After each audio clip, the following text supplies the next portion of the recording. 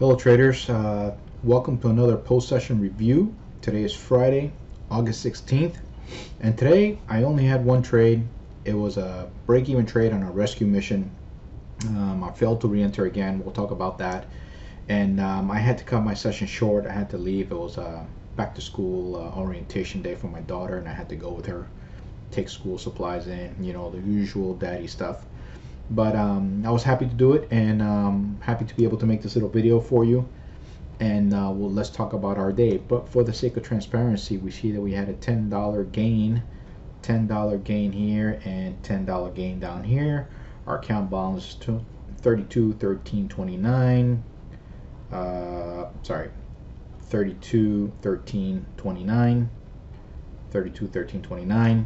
So we are, from a transparency standpoint, we're there. And I want to emphasize something to you guys. A lot of guys, a lot of people, I got a lot of private messages, and I got a lot of other strong criticism about trading a very small account on futures with the market conditions that we're facing.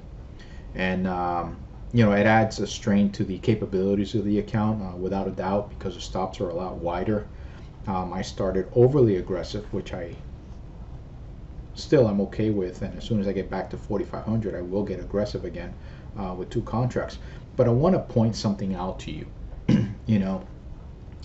I humbly believe that the average trader would have already blown this account, and I say that because we haven't had great results here. I mean, we're trading at best 50% accuracy here, but we see that we've already recovered some of the account. I think at its lowest point, I think it was almost a 50% drawdown. Just because the stops are wider, the losses way heavier on the account. And when we've been experiencing a lot of expectation failures within our trading session, it's only added to the losses and made those losses seem heavier.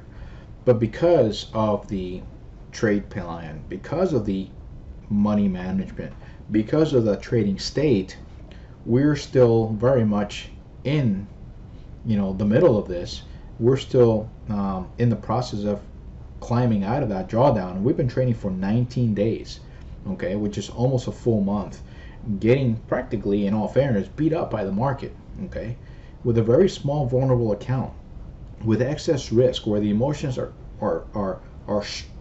stronger than when if you had a bigger account. And believe me, I've been emotionally attached to this account to some extent, because I felt the pressure. I felt the I wouldn't say fear, but I have felt the nerves about entering sometimes when the risk is larger. But I've been able to persevere through those emotions. I've been able to consistently follow my trade plan, even though right now the results don't show that we've been successful. But in reality, we've been successful because of the process of applying our trade plan, because of the risk reward that we trade at, because of the money management, because of the trading state. We've been trading this account, getting beat up by the market, getting kicked around, and we're still, okay, able to live to keep fighting, okay? And we're going to keep doing that, and you're going to see that maintaining a positive trading state, applying your money management, and applying your trade plan will help you, or give you, the best possible chance to recover from adverse market conditions, adverse performance, and adverse situations. There's nothing that says that my trade plan is going to make me $1 million, okay? And it definitely won't make me $1 million if I can't follow the rules of the trade plan. Am I right? Okay.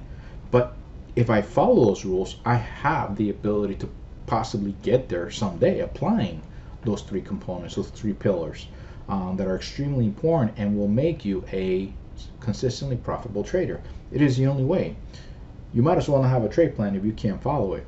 And if you don't have a trade plan written down, you don't have anything, okay? And if you can't apply your money management, then you're not going to overcome those challenges of when you're taking on losses, right? Because that's when your money management needs to kick in to help you live to fight another day, to help you recover quickly. And when you're winning, to help you what? compound those gains so that you can maximize the efficiency of your money and grow your account in the best possible way. Okay, but none of that works if you can't follow any of it. Okay, so trading at a high level, taking on risk like this, and the vulnerability of a small account with these market conditions, I believe very few people can do this, but I believe that anybody can do it if they can harness those three components that make a trader profitable. Okay, can step aside from the emotion, can step aside from what you want to do or what feels good to do versus what you have to do.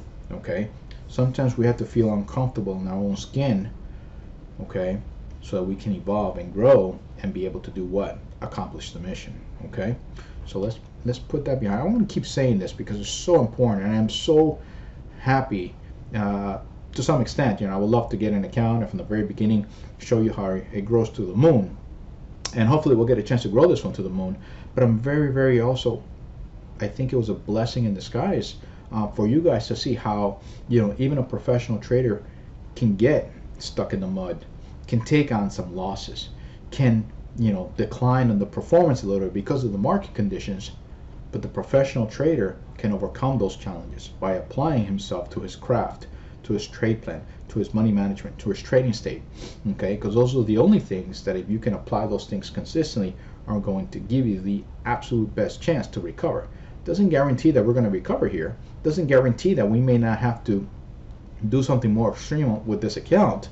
Okay, but I know that if I keep following my process, I keep following my trade plan, I keep following money management, I keep my trading state under control, I know that I'm already on the path to recovery. I know that I have the highest probability of recovering this account in the quickest amount of time possible because of those three things. All right, so anyway, back on today. So today, sorry about that message. So today we had a pretty crazy day, to be honest with you. We had, in the overnight hours, we had some crazy monster swings, and in today's session, that continued on. Okay, and one of the things that I saw was the market was kind of respecting this order flow here. Okay, and we had the market come down to this area here, and the buyers came up and rallied to this area. I thought I had missed the trade initially, okay, but I saw the sellers very aggressive up here, absorbing the buyers, okay, and that pushed for the deep correction. And as the trade came up to this area here, the sellers came down and pushed. So I was happy that the sellers came back down to jump in here and identify my areas of support. This is where the sellers were in. If we can see here, these are where the sellers tried to come in. Here, all these areas were the sellers were more active than the buyers, right? With the exception of right here, But as the market came down, and I came down into this area, and I got a beautiful rotation, I had the risk reward. The play was long. My trade plan put me long. Okay, so I got long, and the market initially went in favor by a few points, and the risk was quite large. These swings are humongous. Okay, not happy about that. But anyway, besides that, we assumed the risk. We're willing to take the hit because otherwise you can't move forward, right? Sometimes you gotta, every time you take a trade, you gotta be prepared to take that hit, and if you can't take that hit, then you shouldn't have gotten in that trade to begin with. So getting in a trade that goes against you and stops you out should not be an emotional process at all. You should have processed all those variables before you even got in the trade. So when you do get in, it's not an emotional roller coaster for you. Okay, that's why when I get in the trade, I want to win, but if I lose, that's fine. I'll manage it. Okay, it's not the end of the world. If I lose 2 in a row, it sucks, but I'll manage it. I lose 3 in a row, it sucks, but I'll manage it. I lose 4 in a row, okay, that really sucks. Now what do I need to do? Am I following my trade plan? Yes. Am I applying my money? I'm in the right contract size that I need to be trading in light of this of these hits that I've been taking? Yes. Am I putting my stop in the right place? Yes. Okay, so you press on. Okay. So anyway, make a long story short, as the market came here, I saw the sellers really accelerate through here and descend. I'm like, oh my God, I'm going to be stopped out. The market tested the low here, And we had a nice absorption by the buyers, okay? And then the buyers came up a little bit, but then I see that the buyers, every time the buyers came in, the sellers, worked really hard at absorbing them, okay? So I needed to implement my graceful exit rules here, okay? Or my rescue mission, but I'm not in a position to add to my contract size, okay? So I was not able to do that, so I needed to wait for a positive close. My entry was here. My entry was here, as you can see the marker. Okay, once I got a close here, I wasn't able to get to a break even here because I didn't get a close above my entry. Discipline, discipline, discipline, right? And then I'll show you how it's discipline, discipline, discipline, and then I take a dump here. But we'll talk about that little incident afterwards. Okay, so as the market, I saw the sellers really aggressive, absorbing the money that the buyers are coming in. They were willing to absorb down here. The buyers were doing their job too, but they were really struggling. Okay, so then as the market came up here, my stop was here. The market closed there, then my stop moved to here. Okay, right below that candle.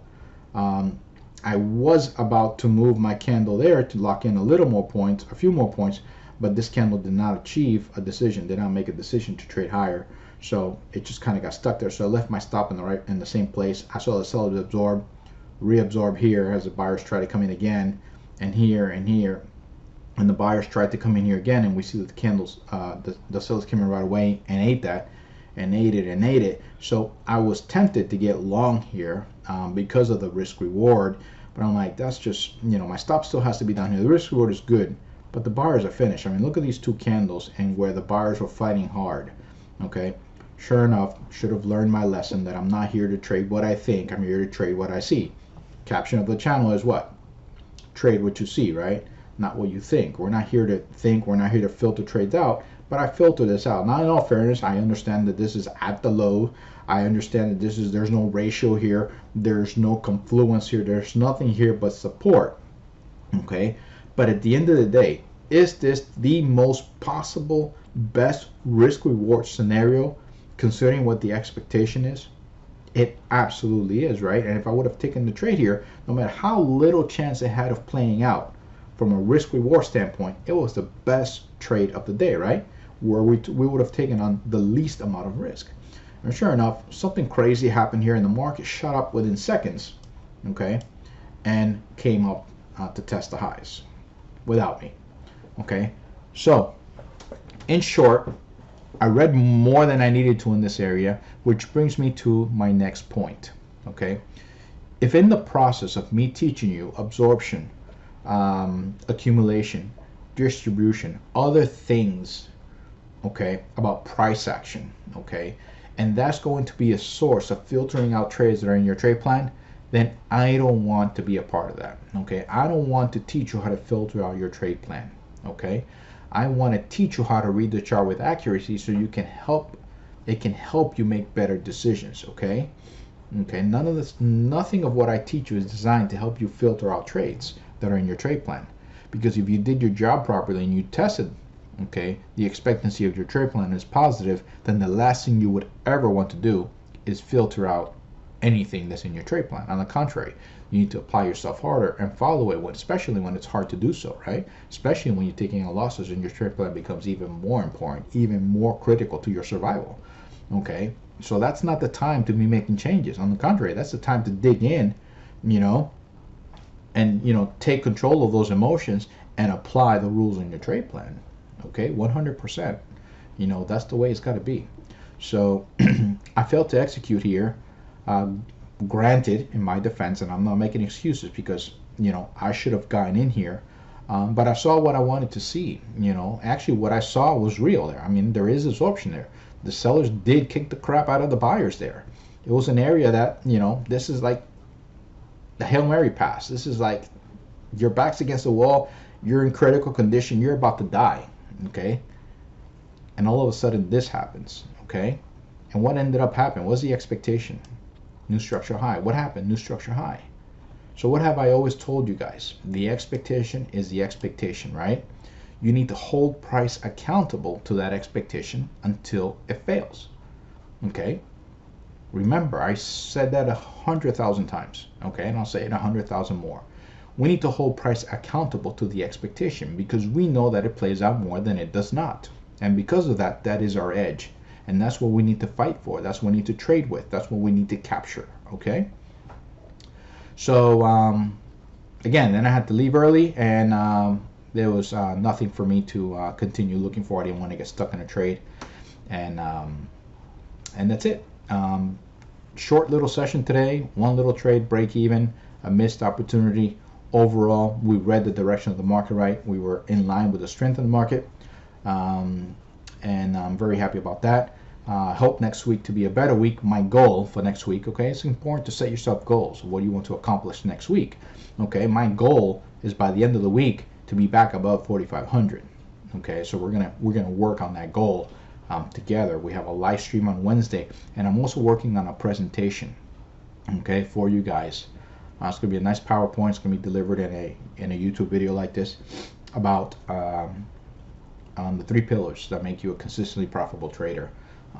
Working on that behind the scenes, and I'm very excited to provide that to you guys. So a lot of good things coming down the pipeline. A lot of great trading next week, and I thank you all for the support and for the interest and for the ability to help me share with you a skill set that has changed my life in unimaginable ways. Thank you very much. Good luck and good trading, guys.